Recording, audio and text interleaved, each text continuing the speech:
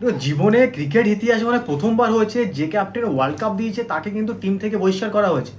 শুধু বহিষ্কার করা হয়নি, ক্যাপ্টেনশিপ কেড়ে নেওয়া হয়েছে। টিমের 11 জনের থেকে বড় কথা 16 জনের মধ্যেও নেই। মানে পৃথিবীতে এরকম কমই হয়েছে যে ক্যাপ্টেন কাপ দিল আর ওয়ার্ল্ড কাপ দিল, সেই ক্যাপ্টেন কোচ ক্যাপ্টেন থেকে তো বাদ দেওয়া হলো, টিমেও নেই।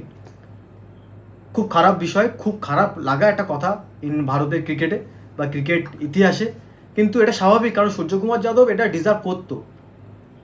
কারণ সে আইপিএলটা এত বাজে গেছে, জানি না কি প্রবলেম, হার্দিক পান্ডিয়ার সাথে সে রান করেনি, প্লাস ওয়ার্ল্ড কাপেও সেইভাবে সে আমেরিকার সাথে ম্যাচ ছাড়া কোনো পারফরমেন্স তার নেই। হয়তো তার একটা সিরিজ সে হারেনি, ওয়ার্ল্ড কাপ জিতেছে হতে পারে, কিন্তু পার্সোনাল একটা পারফরমেন্স ম্যাটার করে সব জায়গায়। পার্সোনাল অ্যাচিভমেন্ট অবশ্যই একটা ম্যাটার করে।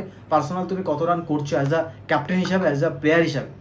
কারণ ইন্ডিয়াতে টি20 স্কোয়াড যদি 3টেও করা হয় তবু কিন্তু কিছু কিছু প্লেয়ার বাদ যাবে।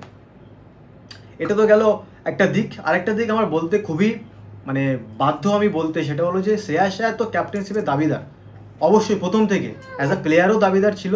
কারণ সে কেকেআরকে ফাইনাল জিতিয়েছে, দিল্লিকে প্রথমবারের জন্য ফাইনাল নিয়ে গেছিলো, সেখানে পাঞ্জাবকে আগের সিজনে ফাইনালে নিয়ে গেছে, এই সিজনের শুরুটা ভালো করেছিল, 7টার মধ্যে 6টা জিতে, ডিজার্ভ তো করে। আর ক্যাপ্টেন্সির এক্সপিরিয়েন্স তার আছে। আর গৌতম গম্ভীর আর শ্রেয়াস আয়ারের বন্ডিংটা ভালো হবে। তিলক বর্মা ভাইস ক্যাপ্টেন অবশ্যই বেটার, কারণ ফিউচারে কাউকে এগিয়ে রাখতে হবে তার ডেপুটি হিসাবে। কিন্তু টিম ইন্ডিয়া এটা যেন করে যে তিলক বর্মাকে ভাইস ক্যাপ্টেন করেছে, তার মানে এই নয় যে কিছু সিরিজের পর তাকে অন্য কাউকে নিয়ে আসবো, জয়সওয়ালকে নিয়ে আসবো বা কাউকে নিয়ে আসবো। আর একটা জিনিস সব থেকে ভালো লাগলো যে বৈভব সূর্যবংশীকে নিয়ে এলো, কারণ এই ধরনের ট্যালেন্ট বেশি দিন মাঠের বাইরে থাকা উচিত নয় যেভাবে। কারণ 76টা ছয় একটা আইপিএলে বড় বড় বোলারের সামনে মারা ইজি নয়। 15 বছর বয়সে একটা অরেঞ্জ কাপ জেতা বড় ইজি নয়। আইপিএল বড় টুর্নামেন্ট বিশ্বকাপের মতো। অবশ্যই জানি না কে বসবে, বাট বৈভব সূর্যবংশী প্লেইং ইলেভেনে খেলা দরকার। দেখুন, সব একদিকে, কিন্তু একটা জিনিস আমার কোথাও না কোথাও খারাপ লাগে, আরসিবি যে টিমটা কাপ নিল সেই টিমের কোনো প্লেয়ার ইন্ডিয়ার টিমে নেই।